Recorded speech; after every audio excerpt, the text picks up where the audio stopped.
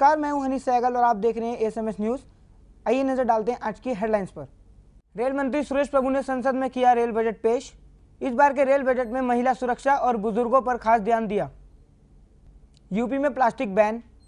बढ़ते प्रदूषण के कारण यूपी सरकार ने प्लास्टिक बैन करने का फैसला किया। आप सरकार ने राजधानी में फिर से किया ऑड-इवन लागू। मुख्यमंत्री ने लोगों से की सहयोग की मांग। दिल्ली में बढ़ती वारदातों के कारण लोगों में काफी डर। दिल्ली सरकार को और ध्यान देने की जरूरत। अब खबरें विस्तार से। रेल मंत्री सुरेश प्रभु ने अपना संसद में सालाना रेल बजट पेश किया।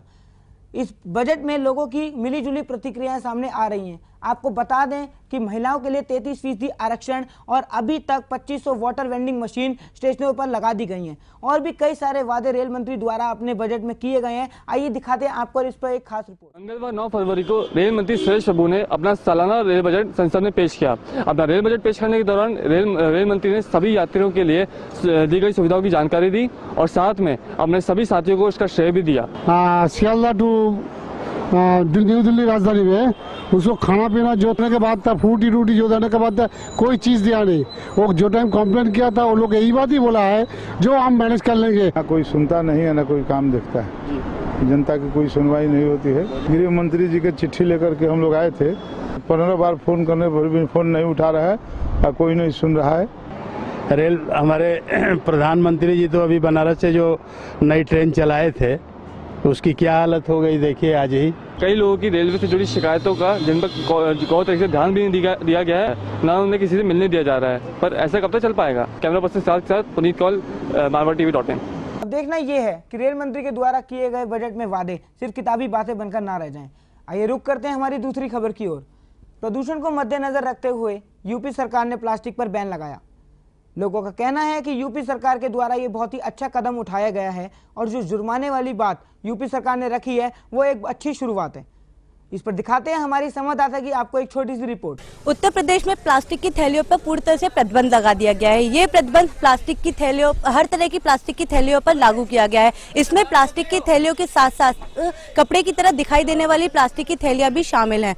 यही नहीं, निमंत्रण पत्र, किताबों और पत्रिकाओं को बांधने के लिए उपयोग किए जाने वाले प्लास्टिक की शीट पर भी रोक लगा दी गई है। बाजारों में प्लास्टिक की थैलियों का उपयोग न होने के कारण लोगों को काफी परेशानियों का सामना करना पड़ रहा है। आइए जानते हैं लोगों से कि उनको खाली हाथ बाजार में आकर थैलियों में सामान ले जाने की आदत गई या नहीं और किस किस प्रकार की परेशानियों का उनको सामना करना पड़ रहा है। हमारा तो यही राय है कि प्लास्टिक की थैलियों के बंद होने से हमको सामान देने में बड़ी दिक्कत होती है और लोग अपने घर से बैग या कैरी बैग वगैरह घर से नहीं लेके आते हैं, इससे बड़ी प्रॉब्लम होती है। और कागज की थैलियाँ देने में बहुत महंगी पड़ती हैं या फिर कपड़े वाली भी देने में महंगी पड़ रही हैं, जिससे कि हम लोग को सामान बेचने कोई प्रॉफिट नहीं आएगा और बहुत नुकसान भी होगा। जो थैली उत्तर प्रदेश में बैन की गई है, सरकार द्वारा जो मुहिम चलाई गई है, आपको क्या लगता है कि मतलब ये किस हद तक सही है, किस हद तक आपको अगर कोई परेशानी का सामना करना पड़ रहा है या उसमें मैं आपकी राय है? थैली बैन हुई है उत्तर प्रदेश में, बहुत अच्छी बात है क्योंकि इससे पोल्यूशन ज़्यादा हो रहा था और जगह जगह थैलियाँ पड़ी होती थी। वो बहुत अच्छा हुआ कि बंद हो गई हैं। थोड़े प्रॉब्लम होती है शुरू में कैरी बैग कैरी करने में, आदत क्योंकि आदत में नहीं है, पर अब धीरे धीरे आदत हो गई है। पर बहुत अच्छा हुआ, अगर वो बंद हुई है, बैन हुई है तो बहुत अच्छा। उत्तर प्रदेश सरकार द्वारा चलाई गई इस मुहिम में कहीं ना कहीं लोगों को दिक्कत का सामना करना पड़ रहा है, पर प्रदूषण रहित यूपी और बीमारियों से लोगों को बचाने के लिए इस सरकार द्वारा चलाई गई मुहिम पर लोग उनके साथ खड़े हैं। अब जानना ये होगा कि लोग किस हद तक इस मुहिम में उनका साथ देते हैं। कैमरा पर्सन हर्षिता पांडे के साथ मैं अंकिशा मिश्रा, एएसएमएस न्यूज, नोएडा। सरकार का फैसला और लोगों की राय मिलनी बहुत जरूरी है, तभी ये कदम सफल हो पाएगा। बने रहिए हमारे साथ। वक्त हो चुका है एक छोटे से ब्रेक।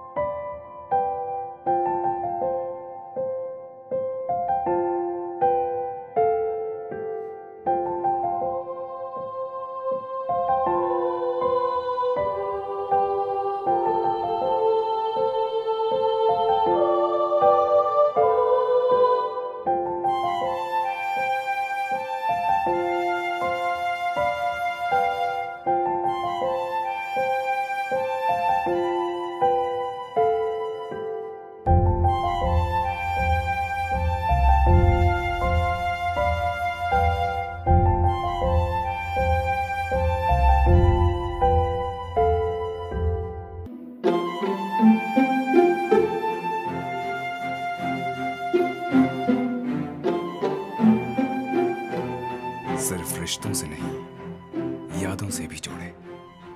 फेविक्विक।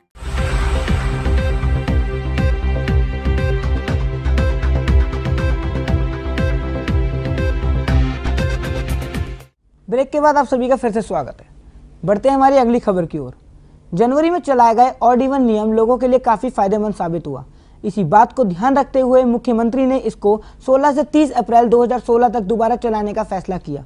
आइए देखते हैं इस पर हमारे संवाददाता की एक खास रिपोर्ट। जैसा कि हम सभी जानते हैं, भारत एक लोकतांत्रिक देश है। इस वर्ष का प्रारंभ दिल्ली को प्रदूषण मुक्त करने के लिए यहाँ के सीएम अरविंद केजरीवाल द्वारा ऑड इवन रूल को लागू कर किया गया और यह रूल काफ़ी हद तक सफल भी। जो रिपोर्ट्स आ रही हैं पूरे दिल्ली से ऑफिसर्स की, वो ये हैं कि, और आप लोगों की भी जो रिपोर्ट्स आ रही हैं वो ये है कि दिल्ली के अंदर आज ऑड इवन काफ़ी सक्सेसफुल रहा, काफ़ी सक्सेसफुल चल रहा है और इवन नंबर की बहुत ही कम गाड़ियां सड़क पे दिख रही हैं और कुछ एक गाड़ियों को जब ऑफिसर्स ने रोका भी तो वो या तो सीएनजी व्हीकल निकले या एग्जेम्प्ट कैटेगरी के निकले रहा था। और 2016 का प्रारंभ प्रदूषण को कम करने के लिए इस रूल को लागू कर किया गया, जिससे दिल्ली 21% तक प्रदूषण मुक्त हुई। चलिए नज़र डालते हैं जनवरी के ऑड इवन रूल पर। अभियान को सफल बनाने के लिए जगह जगह दिल्ली सरकार, ट्रैफिक पुलिस, वॉलंटियर्स की टीम लगी हुई है। तस्वीरें आपको दिखा रहे हैं आईटीओ की तस्वीरें, जहां पर ट्रैफिक पुलिस कर्मचारी इस समय जो वाहन चालक है उससे बातचीत कर रहे हैं, चालान कटा है। वजह यह है कि इवन नंबर की गाड़ी में जनाब सवार थे। आईटीओ पर कटा है पहला चालान। 2000 रुपए आपको चुकाने होंगे अगर आप ऑड डेट पर इवन नंबर की गाड़ी सड़क पर लेकर जाते हैं। तो अगला फेज हम लोग 15 अप्रैल से चालू कर रहे हैं। 15 अप्रैल का कारण है कि 12 अप्रैल को बोर्ड के एग्जाम खत्म हो रहे हैं, लार्जली खत्म हो रहे हैं। एक एग्जाम 22 अप्रैल को भी है पर वो बहुत माइनर सा, छोटा सा है। तो 15 अप्रैल से 30 अप्रैल तक इवन रूल के बारे में भाई साहब मेरे को ये कहना है, ये जो केजरीवाल सरकार जो स्कीम लगा रही है ये होना चाहिए। इससे भीड़ भी कम होती है रोडों पर और प्रदूषण भी कम होता है। बढ़िया स्कीम है, गरीब आदमी को आने जाने के लिए रास्ता ही मिल जाता है। ठीक है, ये जो स्कीम बहुत बढ़िया है, हमारे लिए फायदे की, अब सबके लिए होना चाहिए। चलाया अरविंद केजरीवाल जी ने, ये तो एक तरह से इन्वायरमेंट के लिए तो बहुत ही अच्छा है। तो रूल मतलब दिल्ली सरकार ने अच्छा किया है, अच्छा है और क्या, बस यही कहना चाहता हूँ। अंत में हमें उनसे यह उत्तर प्राप्त हुआ कि हम सभी प्रदूषण से मुक्त होने के लिए इस रूल को फॉलो करेंगे। आखिरकार ये हमारी ही नहीं, हमारे बच्चों की सेहत का सवाल है और इससे दिल्ली का यातायात में भी सुधार दिखा। मैं कैमरामैन सिद्धार्थ के साथ SMS न्यूज़ दिल्ली। राजधानी में चढ़ाया गया ऑड इवन का दूसरा चरण क्या लोगों के हित में साबित होगा या अभी भी प्रदूषण की मार बनी रहेगी? चलते हैं हमारी अगली खबर की ओर। दिल्ली में बढ़ती हुई वारदातों के कारण लोगों में काफ़ी डर फैला हुआ है, फिर चाहे वो महिला से जुड़ी हुई वारदात हो या कोई भी जुर्म हो। राजधानी के निवासियों के लिए एक चिंता का विषय बन चुका है।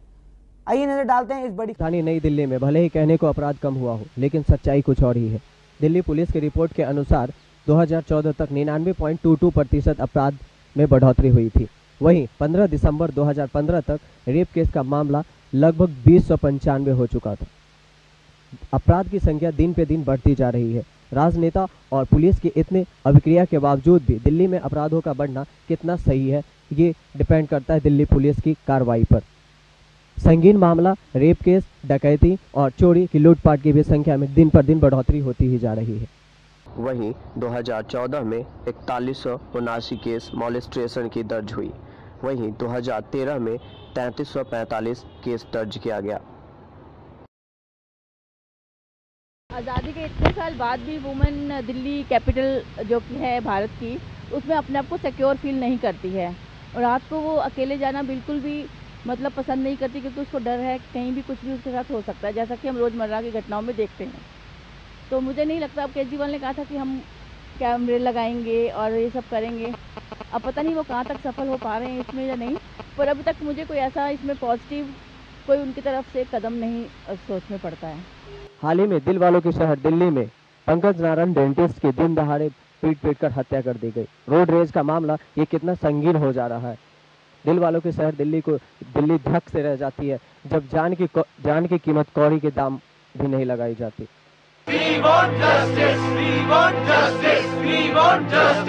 देखिए, प्राइमा फेसी जो हमारे पास जितने लोगों का पता लगा है उन सबको हमने गिरफ्तार किया है और एप्रीहेंड किया है और गिरफ्तार किया है। बाकी इन्वेस्टिगेशन आगे चल रहा है और भी पता करने की कोशिश कर रहे हैं कि जो पुलिस के जितने भी स्टाफ वगैरह है उन लोगों की भी ट्यूनिंग अच्छी होनी चाहिए, एक दूसरे को प्रोटोकॉल के तहत जल्द से जल्द इमीडिएट एक्शन लेना चाहिए ताकि ये जो क्राइम हो रही है इस पर कुछ पाबंदी लगे। इस हत्याकांड के बाद दिल्ली हैरत और दुखी रह गई थी। कैंडल मार्च में बीजेपी, कांग्रेस और आम आदमी की पार्टी भी शामिल हुए थे, लेकिन दिल्ली में अपराधी कम नहीं हुई। दिन पर दिन अपराधी बढ़ती जा रही है। सवाल ये उठता है कि क्या दिल्ली में इतने राजनेता और कानूनी व्यवस्था के बावजूद भी कब अपराधों की संख्या में कमी आएगी। वीडियो जर्नलिस्ट शोभित सैनी के साथ मैं Raju Kumar Jha, ASMS news channel, Noida. Delhi में वारदातें कम होने का नाम नहीं ले रही हैं। अब देखना यह है कि दिल्ली सरकार राजधानी में हो रही वारदातें और महिला सुरक्षा पर कब ठोस कदम उठाएगी। अब जान लेते हैं देश के मौसम का।